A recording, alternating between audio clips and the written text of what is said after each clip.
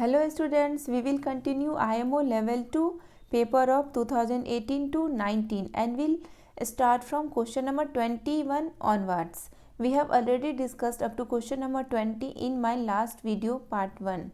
Okay. So in question number 21, how many of the following figures do not have any lines of symmetry? Okay.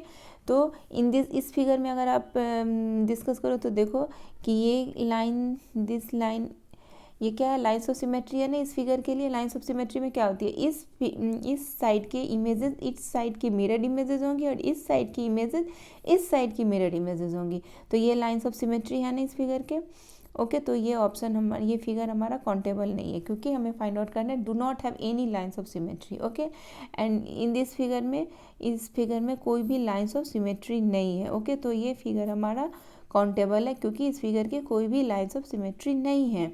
And in this figure देखो ये lines of symmetry है ना इसके, ये line this इस side की images इस side की मिरर इमेजेस है और इस साइड की इमेजेस इस साइड की मिरर इमेजेस है। ओके तो ये फिगर भी हमारा काउंटेबल नहीं होगा क्योंकि हमें क्या फाइंड आउट करना है, do not have any lines of symmetry.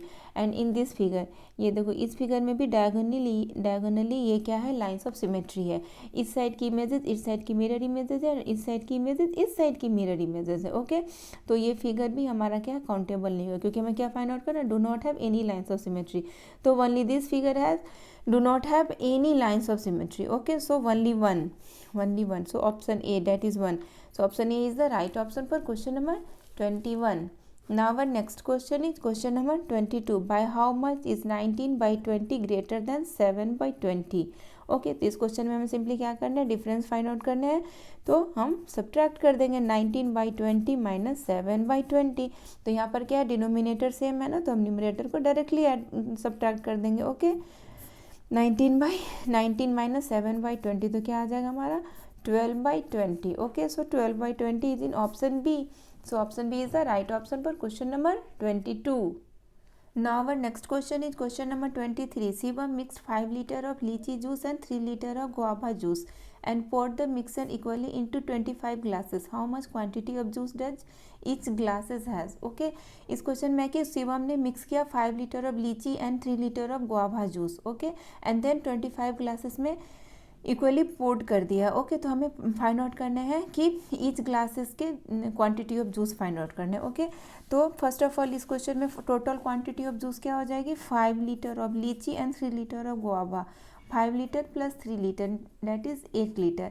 तो इस लीटर को हम कन्वर्ट कर लेंगे स्मॉल यूनिट में, that is millilitre. Okay तो लीटर को मिली लीटर में अगर हमें कन्वर्ट करना है तो हमें कितने स्टेप्स जाने होंगे, from right to left, that is conversion from larger unit to smaller unit. Okay तो राइट टू लेफ्ट हमें कितने स्टेप जाने होंगे, 3 स्टेप्स। तो हमें कितने से मल्टीप्लाई करने होंगे, 1000 से। इट मीन्स कि लीटर को अगर हमें मिली लीटर में कन्वर्ट करना है तो हमें 1000 से मल्टीप्लाई करना होगा। तो हमारा क्या आ जाएगा, 8000 मिली लीटर। ओके एंड नाउ हमें क्या फाइंड आउट करना है, quantity of juice in each glass. Quantity of juice in each glass क्या होगा, 8000 मिली लीटर में हम क्या करेंगे, 25 से डिवाइड कर देंगे क्योंकि 25 ग्लासेस में पोर्ट किया गया है ना इक्वली। ओके तो हम 8000 मिलीलीटर में 25 से डिवाइड कर देंगे। ओके तो क्या आ जाएगा हमारा क्वेश्चन हमारा आ जाएगा 25 3 जा 75। ओके 10 7 तो 5 एंड 0, ये 0, 25 2 जा 50। ओके तो हमारा क्या आ जाएगा 0 0 एंड ये 0 एडजस्ट होकर यहाँ पर हो जाएगा शिफ्ट। ओके तो हमारा क्या आ गया 320।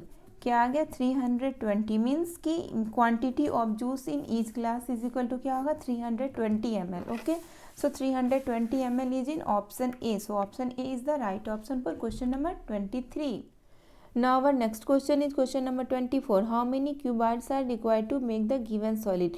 इस सॉलिड को बनने में कितने क्यूबाइट्स रिक्वायर्ड हुए हैं ये हमें फाइंड आउट करना है। ओके बेसिकली हमें क्या फाइंड आउट करना है कि यहाँ पर कितने क्यूबाइट्स अवेलेबल है। ओके तो हम इस लेयर को क्या रख लेते हैं नेम, लेयर 1 एंड इसको क्या रख लेते हैं, लेयर 2। ओके तो लेयर 2 में देखो सबसे पहले कितने क्यूबाइट है, 1 2 3 4, बस 4 ही है ना।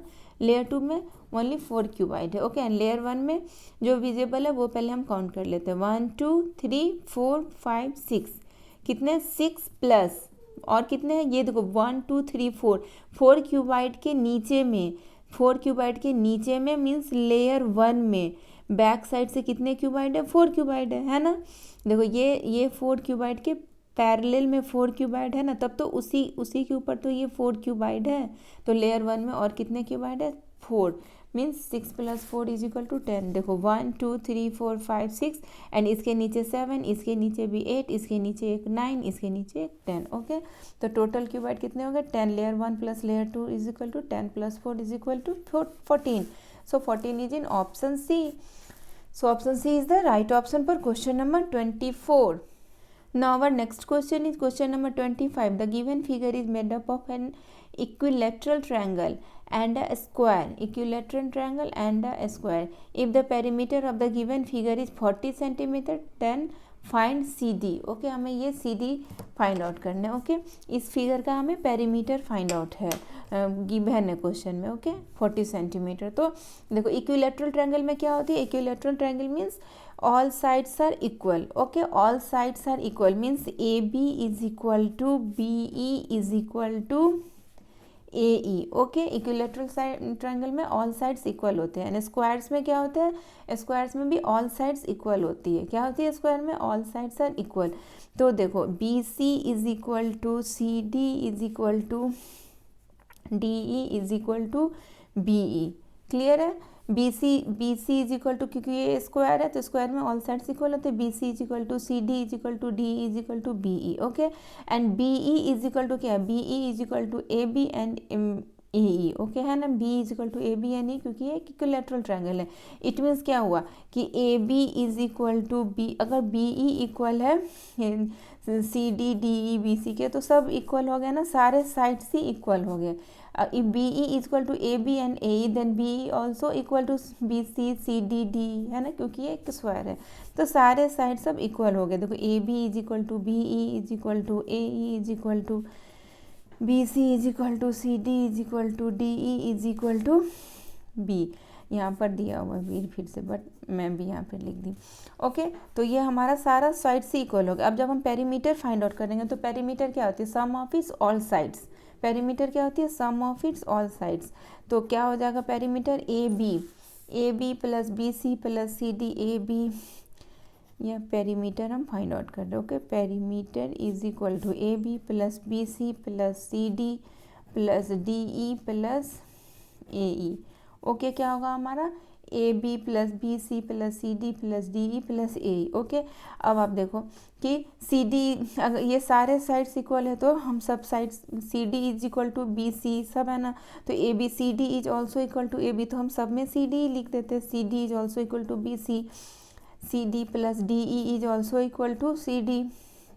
Okay, and A E is also equal to C D. Okay, तो पेरीमीटर हमारा क्या गिवन है ना, यहाँ पर देखो 40 centimetre, 40 centimetre is equal to क्या हो जाएगा, इतना इतना इतना। Okay, 40 centimetre is equal to 1 2 3 4 5 times C D. Okay, then C D is equal to क्या हो जाएगा, C D is equal to 40 centimetre divided 5।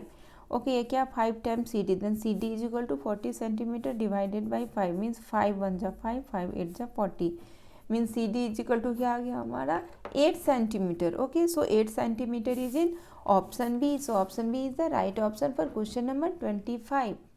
Now our next question is question number 26. 6,000 newspapers were delivered by 43 boys to various areas. How many newspapers were left if each boy delivered equal number of newspaper?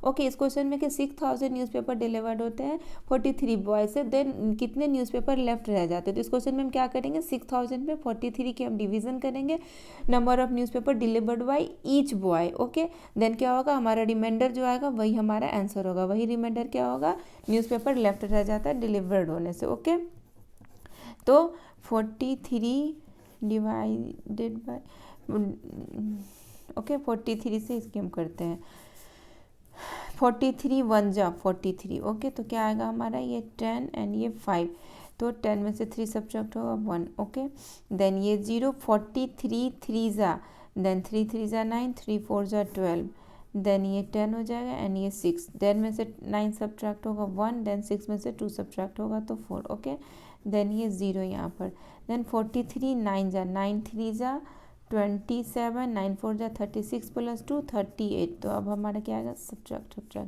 तो ये 0 इससे बोरो लेगा, okay 0 इससे बोरो लेगा तो क्या हो जाएगा, ये 0 10 बन जाएगा, और ये बोरो देगा तो खुद ये 1 0 बन जाएगा। देन 0 में से तो 8 सब्ट्रैक्ट हो नहीं सकती, तो ये 0 इसे बोरो लेगा तो ये क्या बन जाएगा 10, एंड देन ये खुद 3 बन जाएगा, ये 4 3 बन जाएगा, ओके। तो 10 में से 7 सब्ट्रैक्ट करेंगे तो 3, 10 में से 8 सब्ट्रैक्ट करेंगे तो 2, एंड 3 में से 3 सब्ट्रैक्ट होगा तो 0। तो हमारा रिमाइंडर क्या आ गया 23। इट मीन्स कि 23 न्यूज़पेपर लेफ्ट रह जाते हैं डिलीवर्ड होने से, okay. 23 is in option C. So option C is the right option for question number 26. Now our next question is question number 27. How many bits would be added to the tens place in the given abacus if it is had to represent a number which is 3 times more than the number shown in the given abacus? Okay. तो presently अभी इस abacus में कितने number show हो रहा है, देखो 1000 place पर कितने बिट्स है 5, एंड 100 प्लेस पर भी 5 बिट्स है, ओके, एंड टेंस प्लेस पर 4 एंड वंस प्लेस पर 2। तो हमें क्या क्वेश्चन में how many bits should be added to the tens place, इस टेंस प्लेस में हमें कितने बिट्स ऐड करने होंगे if it has to represent a number which is 3 tens more than the number, 3 tens more than means कि 5 7 4 2 हो। तो ये बिल्कुल ईजी है, देखो इसमें हम 3 बिट्स मोर ऐड करेंगे कि वो 3 tens more than the number shown in the given abacus होगा, मीन्स 3 बिट्स हमें मोर ऐड करना होगा। So C that is 3. So C is the right option for question number 27. Now our next question is question number 28. A salesman sold a bike at rupees 1,15,000. When rounded up to the nearest thousand, what could be the possible value of bike? Okay, तो इस question में हमें क्या करना है कि सारे options का हमें राउंडेड ऑफ करना है 1000 प्लेस का, देन हमें देखना है कि किस में आता है 1,15,000, वही हमारा आंसर हो जाएगा, ओके। तो ऑप्शन ए में क्या है रुपीज़ 114 रुपीज़ 1,250 रुपीज़ 1,14,250। तो इसके 1000 प्लेस पर क्या है 4, तो इसकी अगर हम राउंडेड ऑफ करेंगे तो क्या 1000 प्लेस की राउंडेड ऑफ करेंगे तो हमारा क्या आएगा, उसके 100 प्लेस पर क्या है 200, मीन्स वो नंबर सेम रह जाएगा 1,14,000, ओके। तो ये हमारा ऑप्शन ही होगा, हमें क्या फाइंड आउट करना है 1,15,000, ओके। इन ऑप्शन बी इसमें क्या है रुपीज़ 1,15,625, तो इसके 1000 प्लेस पर क्या है 5, ओके। तो अगर हम इसकी राउंडेड ऑफ करेंगे तो इसके 100 प्लेस पर क्या है 625, मीन्स इसके 100 प्लेस पर क्या है 500 या मोर देन 500 हो तो हमारा ये नंबर चेंज हो जाता है। तो अगर हम इसकी 1000 प्लेस की राउंडेड ऑफ करेंगे तो हमारा क्या आ जाएगा 1,16,000। तो ऑप्शन बी भी हमारा रॉन्ग है। एंड इन ऑप्शन सी में कितना 1,15,225, इसके 1000 प्लेस पर क्या है 5, और इसके 100 प्लेस पर क्या है 200। तो अगर 1000 प्लेस की अगर राउंडेड ऑफ करेंगे तो हम 100 प्लेस के नंबर में अगर 500 या मोर देन 500 हो तो ये नंबर चेंज होता है, बट यहाँ पर क्या है लेस देन 500, 100 प्लेस पर क्या है लेस देन 500, डेट इज़ 200 है। तो ये हमारा क्या रह जाएगा, इसके अगर हम 1000 प्लेस के राउंडेड ऑफ करेंगे तो 1,15,000 थी, ओके। सो हमारा आंसर क्या होगा 1,15,000, यही हमें पूछ रहा है ना कि 1,15,000 किस में होगा, सो ऑप्शन सी में। So option C is the right option for question number 28. Now our next question is question number 29. A contractor got contract for the constructions of 2 roads. The length of first road is 82 km 500 meter and that of second road is 75 km 250 meter.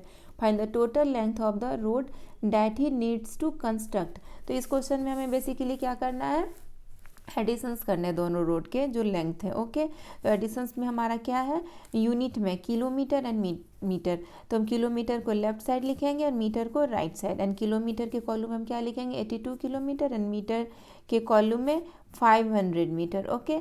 And then kilometre के column में 75 and metre के column में 250, यही है ना length of first road and length of second road, okay. तो अब हम इसकी एडिशन कर देते हैं 0 5 7, ओके। एंड देन इसकी एडिशन करेंगे तो 7 और 7 + 8 15, ओके। तो हमारा क्या आ जाएगा किलोमीटर वाले कॉलम में क्या आ गया 157 किलोमीटर एंड मीटर वाले कॉलम में 750 मीटर। तो हमारा आंसर क्या आ गया 157 kilometre 750 metre is in option D. So option D is the right option for question number 29.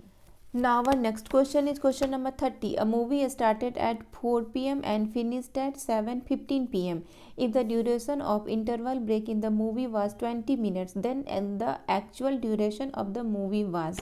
Okay इस क्वेश्चन में है कि 4 PM से 7:15 PM मूवी चल रही होती है जिसमें कि 20 मिनट्स की इंटरवल ब्रेक होती है. ओके तो मूवी की एक्चुअल ड्यूरेशन ऑफ टाइम क्या है. तो सबसे पहले मूवी का टाइम क्या है ये हम फाइंड आउट कर लेते हैं. टोटल टाइम ऑफ मूवी क्या है. टोटल टाइम ऑफ मूवी जो भी हमारा आएगा उसमें हम 20 मिनट्स को सब्ट्रैक्ट कर देंगे. Okay then total time of movie क्या 4 PM to 7:15 PM. Okay 4 PM to 7:15 PM. तो 4 PM टू 7:15 PM में कितने आवर्स हो गए. देखो 4 PM to 5 PM 1 hour, then 5 PM to 6 PM 1 hour, then 6 PM to 7 PM 1 hour. Okay 4 PM to 7 PM 3 hours and then 7 PM to 7:15 PM 15 minute. Okay तो कितना आ गया हमारा 3 आवर्स 15 मिनट. मूवी का टाइम हमारा क्या निकल आया 3 आवर्स 15 मिनट. ओके देन अब हम क्या करेंगे उसका इस मूवी टाइम में 20 मिनट्स की ब्रेक थी ना. 3 आवर्स 15 मिनट में हम 20 मिनट की सब्ट्रैक्शन कर देंगे. ओके 20 मिनट की हम सब्ट्रैक्शन करेंगे. तो सबसे पहले 20 मिनट्स को हम लिख सकते हैं 15 minute plus 5 minute. Okay 15 minute plus 5 minute. तो सबसे पहले हम 15 मिनट सब्ट्रैक्ट करते हैं. 3 आवर में अगर हम 15 मिनट सब्ट्रैक्ट करेंगे तो हमारा क्या आ जाएगा 3 आवर्स. ओके 0 मिनट क्योंकि हमने 15 मिनट सब्ट्रैक्ट कर दिया. अब हमें और कितने रेस्ट सब्ट्रैक्ट करने हैं ये 5 मिनट. ओके ये मैं तोड़ के आपको बता रही हूँ. देन 3 आवर्स में अगर हम 5 मिनट को सब्ट्रैक्ट कर देंगे तो क्या हो जाएगा हमारा 2 आवर 55 मिनट. क्लियर है. 3 आवर्स में अगर हम 5 मिनट को सब्ट्रैक्ट करेंगे तो हमारा क्या आएगा 2 hours 55 minute. Okay so 2 hours 55 minute actual time था मूवी का. ओके तो 2 hours 55 minute is in option B. So option B is the right option for question number 30. Now our next question is question number 31, that is from achiever section. The given bar graph shows the number of cars sold by a company from March to August. Okay number of cars sold in thousand में. Okay and months. In which of the following month the sales were more than the previous month. Okay तो सबसे पहले हम ना इसकी data निकाल लेते हैं कि मार्च में इन month March number of cars sold क्या है 15,000 नॉट 15,000 ये क्या है in the thousand. Okay and April में कितने हैं 10,000. ओके 10,000 एंड मई में कितने सोल्ड हुए हैं number of car 25,000. Okay and then जून में सोल्ड हुए हैं. देखो जून में सोल्ड हुए हैं 20,000. ओके एंड जुलाई में ऑल्सो 20,000 है ना. जुलाई में भी 20,000 एंड अगस्त में देखो अगस्त में सोल्ड हुए 10,000. Okay Now in question number 31 in which of the following months the sales were more than the previous month. इसमें इस क्वेश्चन में हमें क्या फाइंड आउट करना है कि ऐसा कौन सा मंथ है जिसमें कि सेल्स मोर हुए हैं in compare to previous month. तो मार्च तो हम कंसिडर नहीं करेंगे क्योंकि मार्च से पहले कोई प्रीवियस मंथ यहाँ पर अवेलेबल ही नहीं है. ओके देन इन अप्रैल तो अप्रैल में क्या है अप्रैल में 10,000 हुए हैं वो क्या हुए लेस हुए हैं. अप्रैल की जो सेल है वो प्रीवियस मंथ से लेस है तो अप्रैल हमारा नहीं होगा. ओके एंड इन मई तो मई में कितने हुए हैं सेल 25,000 सेल हुए हैं एंड अप्रैल में कितने हुए 10,000. तो मई मंथ में क्या है कि जो सेल हुए हैं मोर हुए in compare to previous month. मई की सेल क्या है more in compare to previous month that is April because this is 25 and this is 10,000. तो हमारा आंसर क्या होगा मई. ओके मई इसको क्वेश्चन नंबर 1 का. And in question number 31 find the difference between the total sale of cars in the month of April and May together and the sale of car in August. Okay तो इसमें हमें सबसे पहले क्या find out करना होगा total sale of car in April and May. तो अप्रैल में कितने हुए 10,000 एंड मई में कितने हुए 25,000. तो 10,000 प्लस 25,000 क्या आ जाएगा हमारा 35,000. क्लियर है. अप्रैल एंड मई में कितने कार सेल हुए 35,000 एंड अगस्त में कितने कार सेल हुए हैं अगस्त में हुए हैं 10,000. ओके तो total sale of car in अगस्त इज इक्वल टू 10,000. क्लियर है. देन रिक्वायर्ड डिफरेंस क्या हो जाएगा हमारा 35,000 सब्ट्रैक्शन 10,000, तो क्या आ जाएगा हमारा 25,000. ओके, सो डिफरेंस हमारा क्या आ गया 25,000. सो 25, तो हमारा फर्स्ट में क्या आया था मे, एंड सेकेंड का आंसर क्या आया 25,000. तो May and 25,000 is in option A. So option A is the right option for question number 31. Now our next question is question number 32. If P plus Q plus R is equal to 13 by 15, P plus Q is equal to 7 by 10, then and P minus R is equal to 1 by 30, then find the value of Q plus R. Okay, तो question number 32 में क्या है, P plus Q plus R is equal to 13 by 15 and P plus Q is equal to क्या है 7 by 10 and P minus R is equal to 1 by 30. Okay, तो ये हम इसको लेट करते इक्वेशन 1, इसको equation 2 and in this equation 3. तो हमें क्या फाइंड आउट करना है, Q plus R is equal to what. Okay, हमें ये फाइंड आउट करना है. सबसे पहले देखो from equation 1 and 2. Okay, 1 and 2 अगर हम कंसीडर करते हैं तो यहाँ पर क्या P प्लस क्यू अवेलेबल है, यहाँ पर P plus Q plus R available है. ओके, तो हम क्या करते हैं 1 माइनस 2 कर देते हैं. तो क्या हो जाएगा P plus Q plus R minus P minus Q is equal to क्या हो जाएगा 13 बाई 15 माइनस 7 बाई 10 हो जाएगा ना. 1 माइनस 2 अगर हम करेंगे तो ये हमारा पी क्यू कट हो जाएगा. आर इज इक्वल टू क्या हो जाएगा 13 बाई 15 माइनस 7 बाई 10. तो यहाँ पर फ्रैक्शंस वाले सब फ्रैक्शंस आ गए, बट यहाँ पर क्या है डिनोमिनेटर हमारा सेम नहीं है, तो हम एलसीएम फाइंड आउट करेंगे, डिनोमिनेटर सेम करेंगे, देन हम उसकी सब्ट्रैक्शन करेंगे. तो एलसीएम ऑफ 15 एंड 10 क्या हो जाएगी 15 10. ओके, 5 3 ज़ा 15, 5 2 ज़ा 10, 3 2 2. तो एलसीएम क्या आ जाएगी 1. तो एलसीएम क्या आ जाएगी 5 क्रॉस 3 क्रॉस 2 मीन्स 30. एलसीएम क्या आ गया हमारा 30. तो अब हम इस सब्ट्रैक्शंस की वैल्यू फाइंड आउट करते हैं. 30 एलसीएम हम नीचे में लिखेंगे, देन 15 से इसकी डिवाइड करेंगे तो हमारा क्वेश्चन आएगा 2, और 2 को हम न्यूमरेटर से मल्टीप्लाई कर देंगे. देन यहाँ पर फिर हम एलसीएम नीचे में रखेंगे, 10 से 30 की डिवाइड करेंगे तो 3 आएगी, एंड देन 3 का हम न्यूमरेटर से मल्टीप्लाई कर देंगे. तो आर इज इक्वल टू क्या आ जाएगा 26 बाई 30 माइनस 21 बाई 30. तो R is equal to value क्या आ गई हमारी 5 बाई 30. 5 बाई 30 को अगर हम शॉर्टेस्ट फॉर्म में करें तो 5 से डिवाइड कर देते हैं ऊपर न्यूमरेटर एंड डिनोमिनेटर में. 5 1 ज़ा 5, 5 6 ज़ा 30. तो आर का वैल्यू क्या आ गया हमारा R is equal to 1 by 6. Okay, R is equal to क्या आ गया हमारा 1 बाई 6. अब हम क्या करते हैं put value of R in equation 3. देखो इक्वेशन 3 में क्या है P minus R is equal to 1 by 30. P minus R is equal to 1 by 30. Then R की वैल्यू क्या हो जाएगी हमारी P माइनस 1 बाई 6 है ना. 1 by 6 is equal to 1 by 30. Then P is equal to क्या हो जाएगा हमारा P is equal to 1 by 30 plus 1 by 6. ये यहाँ पर माइनस था तो ये जाएगा आर एच एस साइड, तो क्या हो जाएगा प्लस हो जाएगा. देन यहाँ पर फिर क्या है, यहाँ पर डिनोमिनेटर सेम नहीं है तो हम डिनोमिनेटर को सेम करेंगे, देन हम उसकी एडिशंस करेंगे.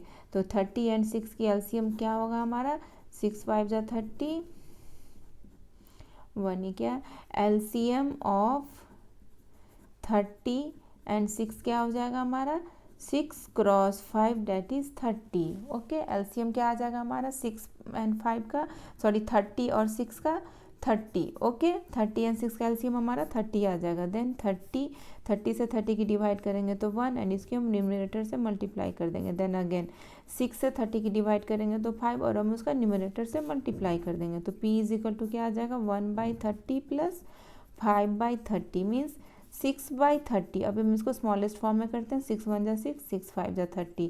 तो P इज इक्वल टू क्या आ गया हमारा P is equal to 1 by 5.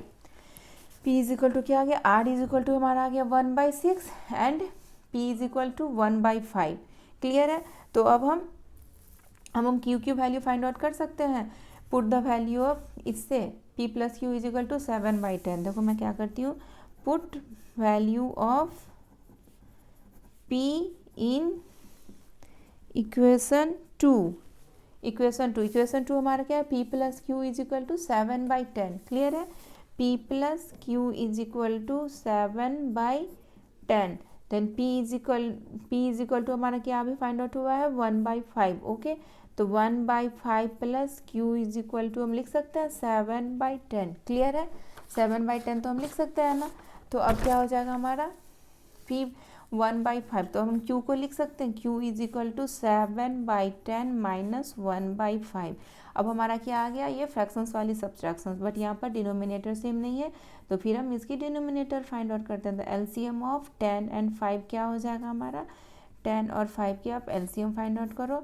5 2 ज़ा 10, 5 1 ज़ा, तो क्या आ जाएगा 5 क्रॉस 2 मीन्स 10. एलसीएम हमारा क्या आ गया 10 और 5 का 10, क्या आ गया एलसीएम 10. तो अब हम इस सब्ट्रैक्शन को भी कर रहे हैं, मैं इसी को कंटिन्यू करिए. p plus Q is equal to 7/10, then 1 p की वैल्यू क्या आई थी हमारी 1/5, तो 1/5 plus Q is equal to 7/10, then q is equal to 7/10 minus 1/5, then q is equal to क्या हो जाएगा, देखो इस सब्ट्रैक्शन के लिए करते हैं. एलसीएम हमारा क्या आया 10, तो 10 1 ज़ा 10 एंड 7 माइनस फिर से यहाँ पर 10, 5 2 ज़ा 10 प्लस 1, तो q इज इक्वल टू क्या आएगा 7/10 माइनस 2/10 मीन्स 5/10. क्या आ गया q इज इक्वल टू क्या आया हमारा 5/10. हम इसको स्मॉलेस्ट फॉर्म में करते हैं. 5 1 ज़ा 5, 5 2 ज़ा 10, तो क्या आ जाएगा हमारा q is equal to 1/2. Okay, और हमें क्या फाइंड आउट करने थे, हमें फाइंड आउट करने थे q plus r is equal to, okay q plus r, तो r तो हमारा आया था ना 1/6, r क्या आया था हमारा 1/6 एंड q क्या आया हमारा q इज इक्वल टू क्या आया हमारा 1/2. तो q plus r, okay q आ गया हमारा 1/2 and r is equal to क्या आया था हमारा 1/6. ओके, देन ये फ्रैक्शंस भी हमारा क्या है, इसका डिनोमिनेटर डिफरेंट है, तो हम इसकी एलसीएम फाइंड आउट करेंगे. एलसीएम ऑफ 2 एंड 6 क्या हो जाएगा 2 2 3 ज़ा 6. ओके, तो एलसीएम क्या आ जाएगा हमारा 6. ओके, 2 क्रॉस 3 6, तो 6 2 3 ज़ा 6 प्लस क्रॉस 1 प्लस 6 1 ज़ा 6 क्रॉस 1, तो क्या आ जाएगा 3/6 प्लस 1/6 मीन्स 4/6. ओके, इसको हम शॉर्टेस्ट फॉर्म में करते हैं, ऊपर नीचे 2 से डिवाइड कर देते, तो क्या हो जाएगा 2 2 ज़ा 4, 2 3 ज़ा 6 मीन्स 2/3 आ गया. कैसे आया समझिए, देखो q plus r is equal to हम लिख सकते हैं 1/2 प्लस 1/6 एंड 2 एंड 6 की एलसीएम क्या आ जाएगी हमारी 6. ओके, देन क्या आ जाएगा एलसीएम से अगर हम डिनोमिनेटर को सेम करेंगे तो 3/6 प्लस 1/6, देन क्या आ जाएगा हमारा 4/6, तो हम उसको स्मॉलेस्ट फॉर्म में चेंज करेंगे, तो क्या आ जाएगा हमारा 2/3. So 2/3 is our right answer. So 2/3 is in option B. So option B is the right option for question number 32. Now our next question is question number 33. Which of the following figures not drawn to scale has the least perimeter? Okay, हमें सबका perimeter find out करना, फिर हमें बताना कि कौन सा figure का लिस्ट पेरीमीटर है. तो पेरीमीटर हम कैसे फाइंड आउट करते हैं, sum of it sides and one sides is equal to क्या है 2.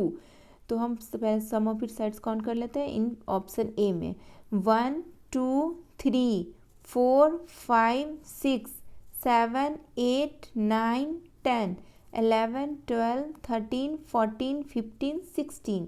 तो इसके सम साइड्स कितने आ गए 16 and one side is equal to क्या है 2 है, तो 16 साइड्स इज इक्वल टू क्या होगा 16 क्रॉस 2 मीन्स 32 इन ऑप्शन बी. इसमें भी हम पहले साइड्स काउंट करते हैं 1 2 3 4 5 6 7 8 9 10 11 12 13 14 15 16 17 18 19 20. ओके, ये से हमने स्टार्ट किया था ना, तो इसके सम ऑफ इट साइड्स कितने आ गए 20 and one sides is equal to क्या है 2, तो 20 sides is equal to 40. Okay, and in option C यहाँ से हम काउंट स्टार्ट करते हैं 1 2 3 4 5 6 7 8 9 10 11 12 13 14 15 16 17 18. तो one sum of it sides कितने आ गए 18 and one sides is equal to 2 है, तो 18 sides is equal to 36. And in option D यहाँ से स्टार्ट करते हैं 1 2 3 4 5 6 7 8 9 10 11 12 13 14 15 16 17 18 19 20 21 22 23 24 25 26 27 28 29 30 31 32 33 34 35 36. तो सम ऑफ इट साइड्स इसके कितने आ गए 36 and one sides is equal to क्या है 1, देन 36 sides is equal to 36. Okay, so least perimeter किसके हो गए, ऑप्शन ए में 32 है, ऑप्शन बी में 40 है, ऑप्शन सी में 36 एंड ऑप्शन डी में भी 36 है. तो लिस्ट पेरीमीटर किसके हैं 32 जिसके हैं perimeter. Okay, so option A is the right option for question number 33. Now our next question is question number 34. Which of the following statement is incorrect? हमें यहाँ पर A B C D 4 statement है, हमें find out करना है कि कौन सा स्टेटमेंट इनकरेक्ट है. ओके, तो ऑप्शन ए में क्या 40,000, 40,000 means 40,000. Okay, 20 tens means 200. Okay, 90 ones means 90 is क्या होगा अगर हम इन सबको ऐड करेंगे तो ये 200 और ये 90 यहाँ पर. ओके, तो क्या हो जाएगा 40290. तो यहाँ पर भी क्या है 40290. तो ये क्या है, ये तो करेक्ट है, करेक्ट स्टेटमेंट है. ओके, हमें इनकरेक्ट फाइंड आउट करने हैं. Okay, and in option B, option B में क्या है, in Roman numeral symbol X can not be subtracted from L. No, this statement is incorrect. क्या है कि X can be subtracted from L.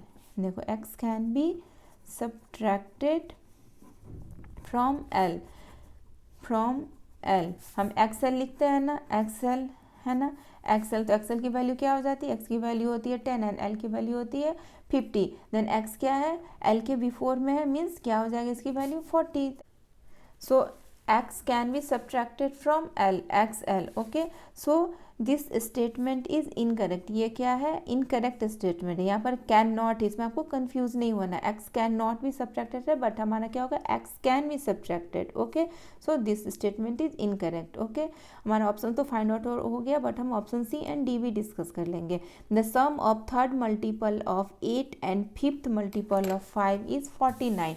Option C में क्या है, the sum of third multiple of 8, third multiple of 8 क्या हो जाएगा 24 and fifth multiple of 5 क्या हो जाएगा 25. तो अगर हम इन दोनों का सम फाइंड आउट करेंगे तो क्या आएगा हमारा 49. Yes, this statement is correct. हमारा भी 49 है और यहाँ भी 49 है. And in option D 8 is a factor of both 32 and 56. 8 is a factor, तो हम फैक्टर ऑफ 32 फाइंड आउट करेंगे, देन फैक्टर ऑफ देखते हैं कि 8 आता है कि नहीं. ओके, फैक्टर ऑफ 32 क्या हो जाएगा 1 cross 32, 2 cross 16, 4 cross 8 and then हो गया, इतना ही होगा. तो हमारा 8 तो आ गया, आया ना. फैक्टर ऑफ 32 हमारा क्या क्या है 1 2 4 8 16 एंड 32. हमारा 8 आ गया, तो 8 तो आ गया इस वाले में. 32 में अब हम देखते हैं 56 में है कि नहीं. फैक्टर ऑफ 56, तो 1 cross 56, 2 cross 28, 4 cross 14 and then 8 cross 7. तो इसमें भी हमारा 8 है ना. तो क्या आया 1 2, फैक्टर ऑफ 46 क्या आया 56 क्या आया 1 2 4 8 7 14 28 एंड 56. ओके, सो 8 इसमें भी अवेलेबल है. सो 8 is a factor of both 32 and 56. This statement is also correct. Okay, so only option B, that is Roman numeral symbol x cannot be subtracted from L, is this statement is incorrect. Okay, so option B is the right option for question number 34. Now our next question is question number 35. At 9:15 am, Amit left his house and reached the market at 10:20 am. After shopping, he left the market at 11:50 am. He reached back his house at 12:30 pm. Okay. Then question number 35 1 में क्या है, how much time did he spend at the market. उनने market में कितना time spend किया, ये हमें find out करना है. तो 9:15 में वो अपने होम से हाउस से लेफ्ट हुए थे और मार्केट कब रीच हुए हैं 10:20 am में. एंड शॉपिंग के after shopping he left the market, means यहाँ मार्केट रीच हुए 10:20 में एंड देन 11:15 में वो लेफ्ट कर गए हैं मार्केट से. ओके, तो वो कितना टाइम स्पेंड किए हम कैसे फाइंड आउट करेंगे, इनके बीच का हम ड्यूरेशन फाइंड आउट कर लेंगे. 10:20 am टू 11:50 am, यही है ना. देखो मार्केट वो अब रीच हुए 10:20 am में एंड मार्केट वो वहाँ पर लेफ्ट हुए मार्केट से 11:50 am में. तो ये इनके बीच का ड्यूरेशन से हमें यहाँ पे पूछ रहा, how much time did he spend at the market. Okay, तो 10:20 am टू 11:20 AM कितने आवर्स हो जाएंगे? 11:20 AM 1 आवर हो गया ना, 1 hour 10:20 AM to 11:20 AM and again 11:20 AM to 11:50 AM 11:50 AM कितने हो गए? 11:20 AM से 11:50 यहाँ 11:50 AM कितने टाइम हो गए? 30 मिनट्स। तो उनने कितना टाइम स्पेंड किया मार्केट में? 1 आवर। 10:20 से 11:20 देन 11:20 से 11:50। मैं इसको तोड़कर बता रही हूँ, ओके। तो 1 आवर 30 मिनट उनने कितना टाइम स्पेंड किया मार्केट में? 1 आवर 30 मिनट। 10:20 से 11:20 1 आवर एंड 11:20 से 11:50 30 minute then 1 hour 30 minute, okay. तो इसका आंसर हो जाएगा 1 hour 30 minute. And in question number Now in question 35-2, how much time did he take to travel to his house from the market? Okay, market से house पहुंचने में कितने time लगे? Market से हाउस, तो मार्केट से वो लेफ्ट कब हुआ है? 11:50 AM में। अमित कब लेफ्ट हुआ है? 11:50 AM में। और हाउस कब पहुंचे? 12:30। तो इस बीच का ही हमें ड्यूरेशंस फाइंड आउट करने हैं, ओके। मार्केट से वो लेफ्ट जब हुए हैं एंड जब वो हाउस अपने पहुंचे हैं, ओके।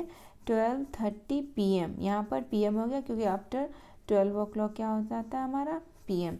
तो 11:50 AM to 12:30 PM का हमें ड्यूरेशंस फाइंड आउट करना है। तो 11:50 AM से पहले देखो 11:50 AM to 12 o'clock क्या हो जाएगा? 12 o'clock क्या हो जाएगा?